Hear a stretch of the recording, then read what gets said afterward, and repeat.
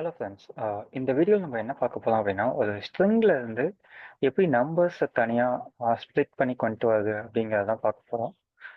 For example, hello 1 2 3 இருக்கு. இதில் நம்ம வந்து 1 2 3 மட்டும் தனியாக எடுக்கணும். அது எப்படிங்கிறத நம்ம பார்க்கலாம். இதை பண்ணுறதுக்கு நம்ம 3 டிஃப்ரெண்ட் வேஸில் பண்ண முடியும். ஒன்று வந்து using regular expressions and next வந்து யூஸிங் கேரக்டர் ரேஞ்ச். தேர்ட் வந்து using character class. First regular expressions வச்சு எப்படி நம்ம ஸ்ப்ளிட் பண்ணுறதுங்கிறத பார்க்கலாம். ஸோ ரெகுலர் எக்ஸ்பிரஷனுங்கிறது ஒன்றும் இல்லை, கேரக்டர் ஆஃப் சீக்வென்ஸ்னு சொல்லுவாங்க. ஒரு ஸ்ட்ரிங்கில் இருக்கிற பர்டிகுலர் கேரக்டர் மட்டும் ஐடென்டிஃபை பண்ணுறது, நம்பர்ஸ் மட்டும் ஐடென்டிஃபை பண்ணுறது, லெட்டர்ஸ் மட்டும் ஐடென்டிஃபை பண்ணுறது, ஸ்பேஸ் ஐடென்டிஃபை பண்ணுறது, இது மாதிரி ஒரு கேரக்டர் சீக்வென்ஸ் மட்டும் ஐடென்டிஃபை பண்ணி அதுக்கப்புறம் நம்ம என்ன ஆக்ஷன் வேணும்னாலும் பண்ணிக்கலாம். அதுக்கு பேர் தான் ரெகுலர் எக்ஸ்பிரஷன் சொல்லுவாங்க. இதுக்கு சில சிம்பிள்ஸ்லாம் யூஸ் பண்ணுவாங்க. ஸ்மால் டி பார்த்தீங்கன்னா உங்களுக்கு நம்பர்ஸ் மட்டும் ஐடென்டிஃபை பண்ணும். கேபிட்டல் டி பார்த்தீங்கன்னா உங்களுக்கு நான் டிஜிட்ஸ், அதாவது நம்பரை விட்டுட்டு மற்ற எல்லாத்தையும் ஐடென்டிஃபை பண்ணும். ஸோ ஒரு சாம்பிள் ஸ்ட்ரிங் எடுத்துக்கிறேன். Hello 1 2 3.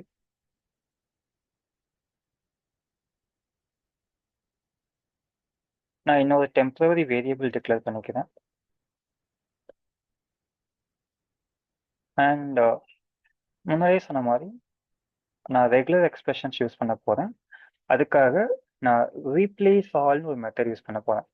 So regular expression use பண்ணி ஃபஸ்ட்டு நான் வந்து நான் டிஜிட், அதாவது நம்பரை விட்டுட்டு மற்ற கேரக்டர்லாம் ஐடென்டிஃபை பண்ண போகிறேன். அதை ஐடென்டிஃபை பண்ணிவிட்டு அதை வந்து நான் எம்டி ஸ்ட்ரிங்காக மாற்ற போகிறேன், அதாவது ரிமூவ் பண்ண போகிறேன். So out equal to STR dot replace all. ஸ்ட்ரிங்கில் பார்த்தீங்கன்னா ரீப்ளேஸ் ஆல்னு ஒரு மெத்தட் இருக்குது.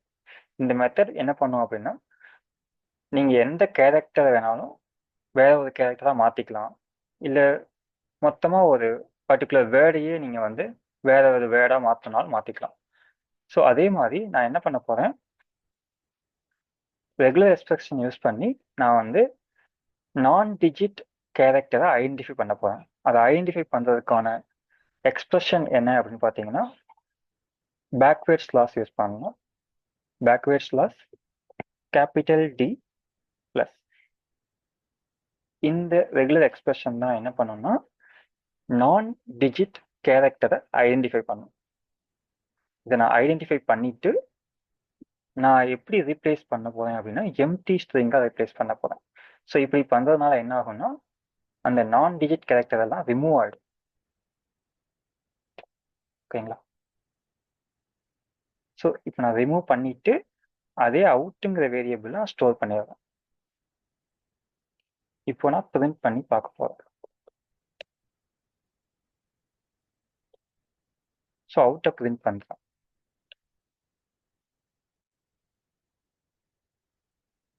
ஓகே, இப்போ பார்த்தீங்கன்னா உங்களுக்கு 1 2 3 மட்டும் பிரிண்ட் ஆயிடுச்சு.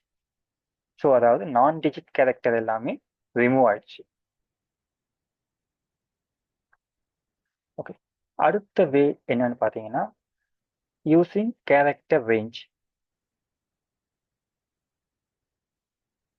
ஸோ கேரக்டர் ரேஞ்ச் பண்ணுறதுக்கு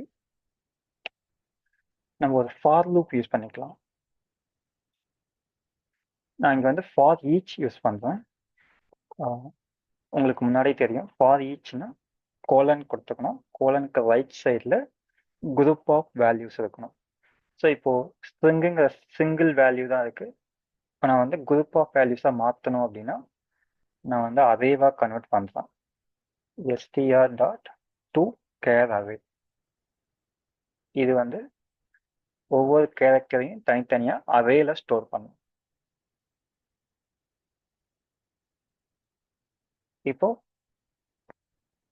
இதோட டேட்டா டைப் என்ன? கேரக்டர். ஸோ கேரக்டர் ஒரு வேரியபிள் டிக்ளேர் பண்ணோம். நான் வேரியபிள் சிஹெச்னு கொடுத்துக்கிறேன். ஃபார் லூப்பை ஓப்பன் பண்ணியிருப்பேன். ஓகே, இப்போ நான் வந்து ஃபார் லூப் கிரியேட் பண்ணிட்டேன். நெக்ஸ்ட்டு ஃபார் லூப்குள்ளார நான் கேரக்டரை செக் பண்ணணும். ஒவ்வொரு கேரக்டரா வந்து அது வந்து நம்பர்ஸா இல்ல லெட்டர்ஸான்னு செக் பண்ணணும். அதுக்கு வந்து நம்ம ரேஞ்ச் குடுத்துறலாம். இப்ப எனக்கு வந்து 0லேருந்து 9 வரைக்கும் ஏதாச்சும் ஒரு நம்பர்ல அந்த கேரக்டர் மேட்ச் ஆச்சு அப்படின்னா, நான் கண்டிஷனுக்குள்ளார கொண்டு வரணும். அப்போ நீங்க ஒரு கண்டிஷன் போட்டுக்கோங்க. கண்டிஷன்ல CH greater than or equal to 1 and CH less than or equal to 9.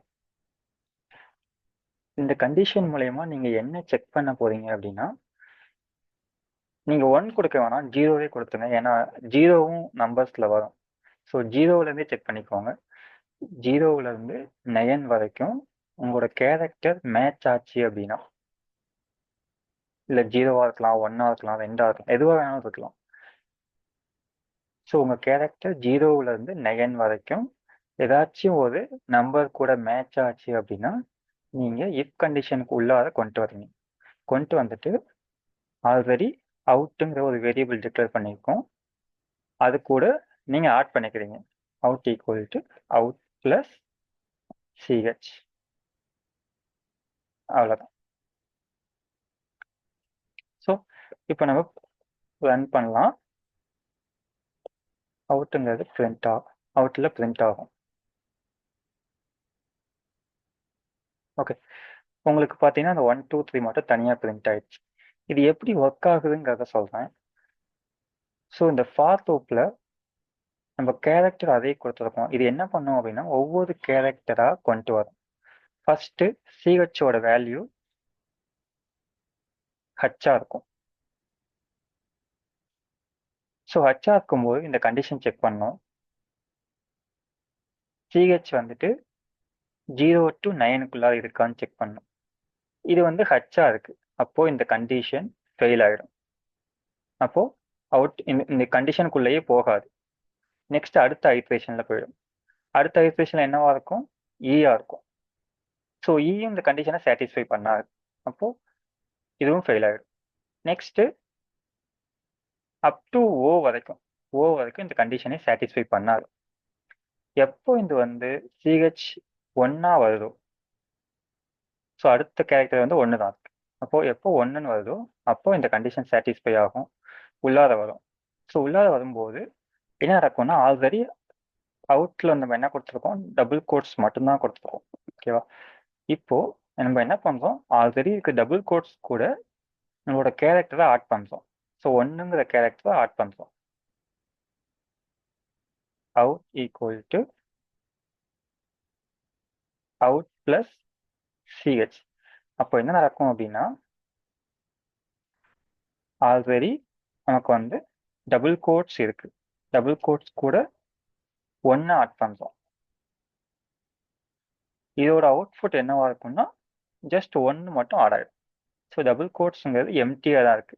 அந்த எம்டியா இருக்கிற டபுள் கோட்ஸ் கூட நம்ம ஜஸ்ட் 1 மட்டும் ஆட் பண்றோம். இப்போ உங்களுக்கு அவுட்டோட வேல்யூ வந்து 1ன்னு கிடைச்சிடும். ஓகே. அதுக்கு அடுத்த ஐட்ரேஷன்ல 2 வரும். ஸோ 2 வரும்போது 2வும் கண்டிஷன் சாட்டிஸ்ஃபை ஆகும். ஆல்ரெடி அவுட்ல நமக்கு என்ன இருக்கு? 1 இருக்கு. அப்போ 1 கூட அடுத்த கேரக்டர் ஆட் ஆகும். ஸோ ஆல்ரெடி அவுட்ல 1 இருக்கு. இப்போ நமக்கு 2 ஆட் ஆகும். 2 ஆட் ஆகும்போது 1, 2ன்னு ஆட் ஆயிடும். இப்போ அவுட்ல வந்து 1, 2ன்னு ரீப்ளேஸ் ஆயிடும். இதே மாதிரி தான் ஒவ்வொரு கேரக்டரும் ஆட் ஆயிட்டு லாஸ்ட்ல நமக்கு நம்பர்ஸ் மட்டும் தனியா வந்துடும். ஸோ அடுத்த ஐட்ரேஷன்ல 3 ஆட் ஆகும்.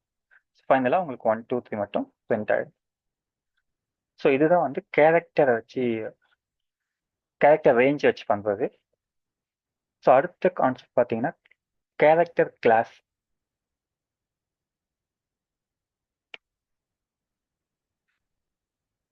ஸோ கேரக்டர் கிளாஸ் எப்படி பண்றது அப்படின்னா, அதுக்கும் இதே மாதிரி தான் ஒரு ஃபார் லூப் போட்டுக்கோங்க. ஃபார் லூப்ல 2 கேரக்டர் அரே கொடுத்துக்கோங்க. நமக்கு வந்து கேரக்டர் அரேவா தான் வேணும், அதனால கேரக்டர் அரேவா கொடுத்துக்கோங்க. So data type character. So இதுக்கும் கண்டிஷன் தான் போடணும். கண்டிஷனில் ஜாவாவில் பார்த்தீங்கன்னா கேரக்டர்னு ஒரு கிளாஸ் இருக்கு. அந்த கிளாஸில் இஃப் டிஜிட்னு ஒரு மெத்தட் இருக்கு. அந்த மெத்தட் என்ன செக் பண்ணும் அப்படின்னா, ஃபார் லூப்ல உள்ள வர கேரக்டர் வந்து டிஜிட்டா இல்லையான்னு செக் பண்ணும். டிஜிட்டா இருந்தால் மட்டும்தான் கண்டிஷன் சாட்டிஸ்ஃபை ஆகும், உள்ளார வரும். இல்லைன்னா அடுத்த ஐட்ரேஷன் போயிடும். அவ்வளோதான் கான்செப்ட். ஸோ கேரக்டர்னு ஒரு கிளாஸ் இருக்கு. அதில் இஸ் டிஜிட்னு ஒரு மெத்தட் இருக்கு. இந்த இஃப் டிஜிட்குள்ளார உங்களோட கேரக்டரை பாஸ் பண்ணுறீங்க. அது என்ன பண்ணும்? ஸோ ஒவ்வொரு கேரக்டராக செக் பண்ணும். ஹச்சுங்கிற டிஜிட்டான்னு பார்க்கும், டிஜிட் கிடையாது. அடுத்து இ செக் பண்ணோம், அடுத்து எல் செக் பண்ணோம். அதே மாதிரி எப்போ ஒன்று வருதோ அப்போ தான் கண்டிஷன் சாட்டிஸ்ஃபை ஆகும். அப்படி சாட்டிஸ்ஃபை ஆச்சு அப்படின்னா முன்னாடி மாதிரி தான் out equal to out plus CH. So அதே மாதிரி அவுட்டில் ஸ்டோர் பண்ணிக்கலாம். ஸ்டோர் பண்ணிட்டீங்க அப்படின்னா உங்களுக்கு அவுட்புட் வந்துடும். ரன் பண்ணுறேன் பாருங்க. ஓகே, உங்களுக்கு 1 2 3ங்கிறது பிரிண்ட் ஆயிடுச்சு. ஓகே ஃப்ரெண்ட்ஸ், இந்த வீடியோ உங்களுக்கு ஹெல்ப்ஃபுல்லாக இருக்குன்னு நம்புகிறேன். இந்த மாதிரி நிறைய வீடியோஸ் பார்க்குறதுக்கு நம்மளோட சேனலை சப்ஸ்கிரைப் பண்ணிக்கோங்க. அதே மாதிரி உங்கள் ஃப்ரெண்ட்ஸ் யாராவது படிச்சுட்டு இருந்தாங்க அப்படின்னா அவங்களுக்கும் இந்த வீடியோ ஷேர் பண்ணுங்கள். நன்றி, வணக்கம்.